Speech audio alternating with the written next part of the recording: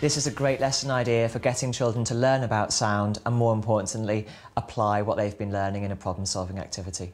Two important words we're going to talk about, and they are vibrate and this other one, pitch, which means how high or how low a note sounds. So a really low-sounding note will be something like, ooh, a really low-sounding note, and a really high-sounding note will be something like, ah, really, really high-sounding notes. The first thing to make sure is that children understand that sound is produced by vibrations. What's happening to that band there when you ping it? It's vibrating. It's vibrating, well done. Then it's a good idea to choose a bottle with a medium amount of water in it and hit that bottle. Hear that pitch? And establish the idea that the bottle and the water are vibrating to produce the sound. It depends on the amount of water, what's in it, the kind of sound that it makes. Do you think this one with less? You can show them another bottle which has less water in it and get them to think of whether they think that would be higher or lower, or if they're not too sure. Hand up, you think it's going to make a lower pitch sound. Get their predictions and then hit that second bottle and see if they were right or wrong. And the second one. Higher or lower? Higher. Higher, well done. And then take a bottle with even more water in it than the first one. And then again ask them to predict if they think it's going to be higher or lower. Hit that one and see if they were right or wrong. Much slower, you can hardly really hear it at all. Your challenge on your table groups is to fill those bottles with different amounts of water. Get the children to do this task of working out the 3 notes in 3 Blind Mice and to try and work out the different pitches of each one by filling the bottles with water. Off you go.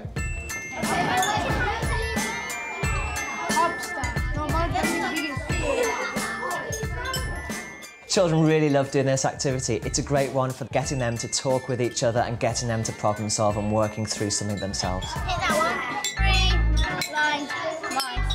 And then get them to work out from that that the less water that's in there, the higher the note that's being produced. And the more water they have in the bottle, the lower the note that's being produced. And the less water, the higher sound. Okay, well done. It's a really good idea to use glass bottles and metal spoons because they vibrate really well and produce a good ringing sound. Plastic or wood tends to be a bit more muffled and the children can't really distinguish the pitches easily.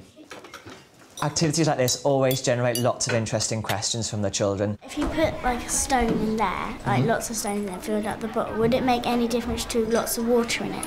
That's a question I don't know. That's a really good question, something for us to investigate. We shouldn't be daunted by questions that we can or can't answer, but that's actually about being a scientist, asking these sorts of questions that the children can investigate. So with these 2 boom whackers, point to the one that's going to make the highest sound.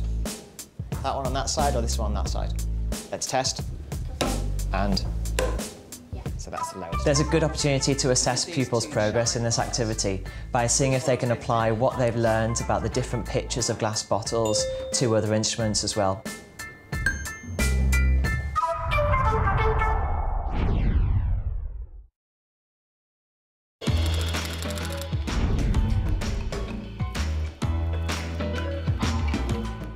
This is a great lesson idea for teaching about light travelling in straight lines. I've got a bit of a problem, children. You know it was wet play this morning? Yeah. Well, when you weren't looking, I was looking out the window. And you'll never guess what I saw.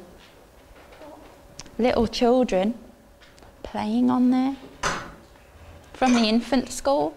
I normally give a problem at the start of every lesson just to give children a bit of a challenge and to motivate them. How can we keep a safe eye on little children playing on the play frame? But there's only one rule. We don't want to be seen. Do you want to have a think about it? What could we possibly do? Keep cameras around. I thought binoculars. We could use a periscope. That's a great idea. What do we think of that, children? It's a great idea because it links the science of light, reflection, with the actual making and evaluating of design and technology. Now, our invention, you have to make using the equipment that is on your table. I placed all the equipment inside a plastic wallet because this helps organisation and reduces the preparation time. See, if you look in that, you can see what's there, which reflects here, so we can see what we're doing. Eleanor already is folding her card into a cube shape. We have Zach designing his plan. We have Ashley and Mia and this table talking about positioning their mirrors to reflect light. So I think we are ready to get started. Are you ready? Steady. Go for it, children, go. Hold it, I'm going to get some scissors. We need some sticky tape. Alright, done. Don't expect all the children to make a perfect periscope. When they don't make a perfect periscope, that's when the learning starts. Give them time to play with the mirrors because this helps them understand the idea of reflection and light travelling in straight lines. They're exploring all the different concepts they have about light. Yeah, I can see that. The way the periscope works is light travels into this hole where this mirror is, and so it travels down to this mirror here and travels out and into your eye. Mia made her periscope and she was telling everybody what she could see. I can see the instruction features with the red one and the yellow one. To see her smiling and her engagement and her enjoyment is what science is all about. Goodness me, children. Now how on earth does that work? The mirrors reflected what was behind you, and when you looked into the periscope it showed it. Yeah. I think the children enjoy this lesson idea because they are actually exploring and developing their ideas. And if it doesn't work, then that's okay. They can work out why it wasn't working and work out the next steps to make it work. Would you like to come out here, Jack? I will show you. At the end of the lesson, it's a great idea to use a laser pointer to show how light travels through the periscope.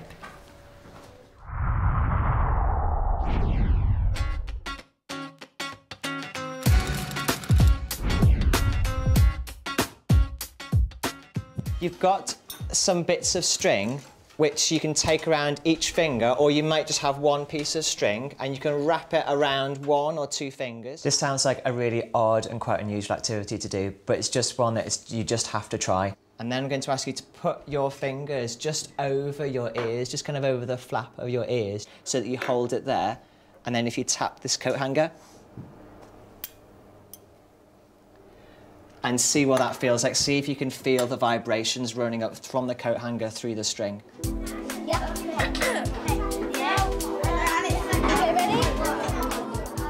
You have to get a metal coat hanger and tie a piece of string to it, wrap that string around your finger, and then put the finger onto your ear, and then hit the metal coat hanger, or get a friend to hit the metal coat hanger. And the children should be able to almost sense the vibrations travel from the coat hanger up the string to their ears, and it becomes really echoey.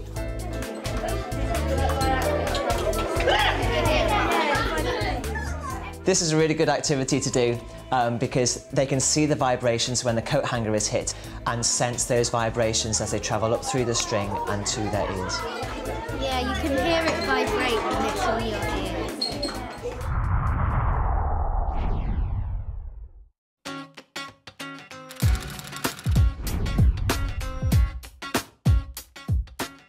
This is a really good lesson idea that uses the children's understanding of light to test different materials and explore their properties. On your tables you've got a box.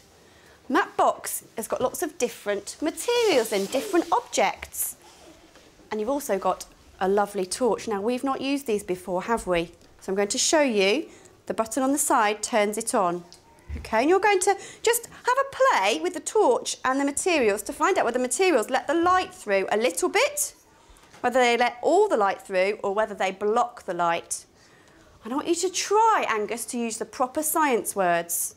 Transparent, translucent and opaque.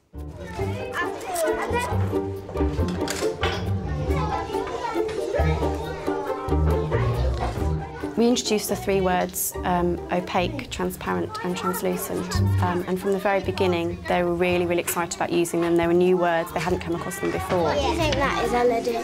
Translucent. Livy, do you want to come out and open it? The children come back to the carpet and I produce a letter that's been delivered by the three little pigs. Oh, now Mrs Wright said this morning she heard lots of little trotters trotting around school delivering the letter. And from that moment on, you've kind of got them in the palm of your hand. So, they're listening, they're eager, they want to find out what's in the letter and what they've got to do.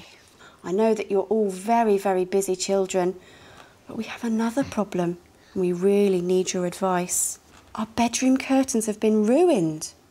We have tried to make some new ones, but the light is still getting through. As you are all such experts, we wondered if you could find out which material makes the best curtains. I think it makes them more interested and more keen to solve the problem because it's something that they care about. We've been working on the story of the three little pigs in literacy, and we've also done a series of other investigations using the characters of the three little pigs. So they really, really want to help them and want to do their best. The children put a toy pig in the cardboard box and put the lid on, and in the lid there is a hole cut to be the window. The children look at the different materials available and they make predictions about which material will let the light through or which will block it. The children make a prediction by scoring the material out of 10, with 10 out of 10 being a really good material that blocks all of the light, and 0 out of 10 being a material that lets all the light through. What do you think it'll be? I think it would be probably opaque. At this stage, it's really easy to pick up on which children have grasped the concept and which are still struggling, or if there's any misconceptions. So if a child was to score a translucent material at 0 out of 10, you'd kind of know that they needed a little bit more help. The box has an eye hole on the side for the children to look through. They then test the material by looking through the hole to see if they can see the little pig inside. If this is 10 out of 10, what special property does that material have? Opaque. It's opaque, good. It's really important to remember that the children's eyes need to adjust to the darkness inside the box. So what they first of all thought was totally opaque might actually turn out to be translucent when their eyes get used to it. Who found a material that they would give 10 out of 10 to that blocked all the light out? I really like the idea of the curtains for the three little pigs because it's putting the science in a context for the children that they really enjoy and that they find really exciting and fun.